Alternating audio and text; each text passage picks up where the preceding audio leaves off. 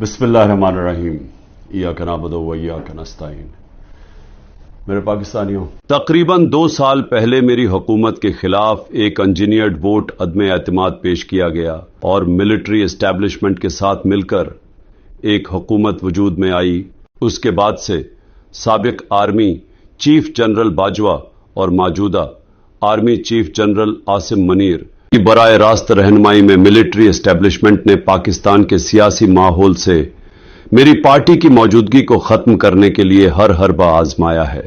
ہمارا انتخابی نشان چھینا، ظلم اور تشدد ریکارڈ پر موجود ہونے کے باوجود فوج نے کچھ نہیں کیا اور بے اختیار سیاسی قیادت نے ان کی کٹ پتلی کا کردار ادا کیا۔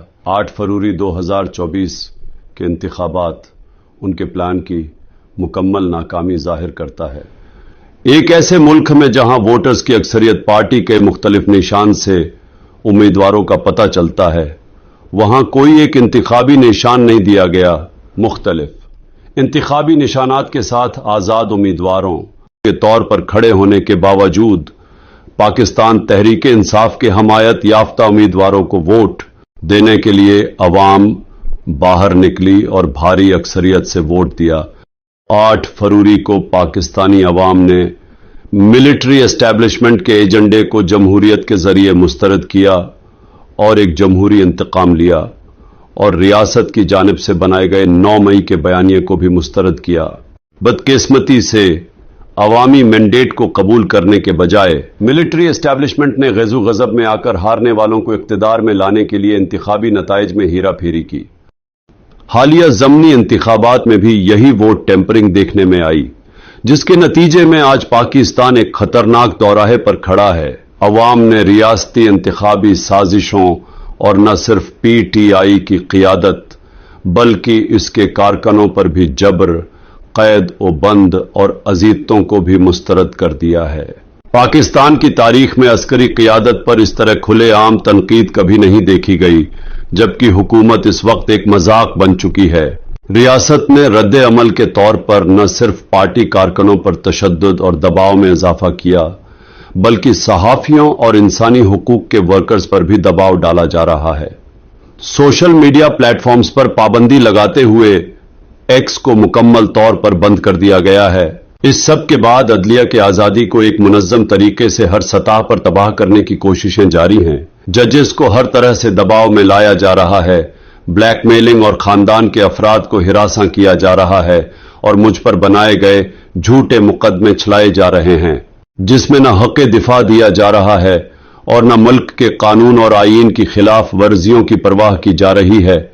چیف جسٹس آف پاکستان قاضی فائز عیسیٰ اور اسلام آباد ہائی کورٹ انصاف فراہم کرنے میں مکمل طور پر ناکام ہو چکے ہیں، لیکن اعلیٰ عدلیہ کے جج عدلیہ کی آزادی کو تباہ کرنے کی کوشش کے خلاف اٹھ کھڑے ہوئے ہیں۔ اسلام آباد ہائی کورٹ کے 6 بہادر ججز نے چیف جسٹس کو خط لکھا ہے، جس میں انٹیلیجنس ایجنسیوں کی جانب سے اپنے اہل خانہ سمیت ہراساں کرنے اور بلیک میل کرنے کے واقعات کا ذکر کیا، جس میں انہوں نے مختلف واقعات کا تفصیلی ذکر کیا ہے۔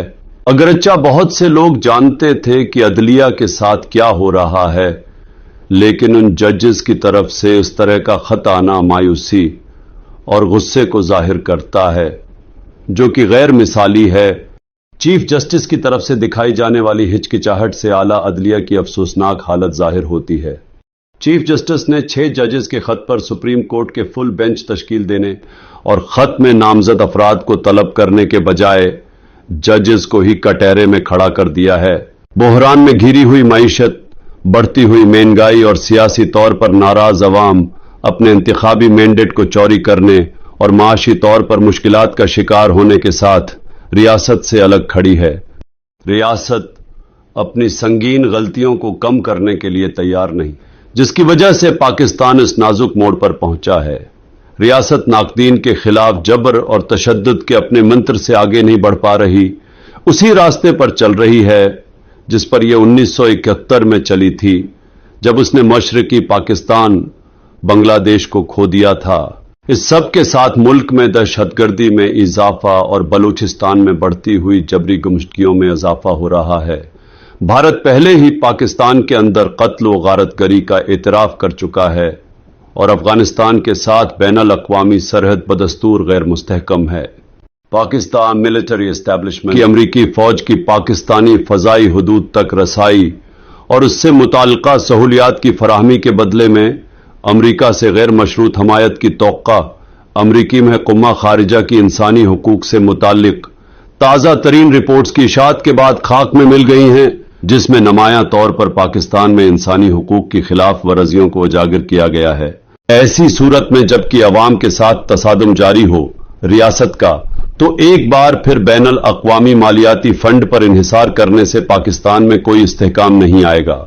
इस बहरान से निकलने के सिवा कोई रास्ता नहीं है कि अवाम का मैंडेट बहाल किया जाए और तमाम सियासी कैदियों को रहा किया जाए, जिनमें फौजी अदालतों का सामना करने वाले कारकुनान भी शामिल हैं। मिलिट्री एस्टैब्लिशमेंट ने मेरे खिलाफ हर मुमकिन कोशिश की।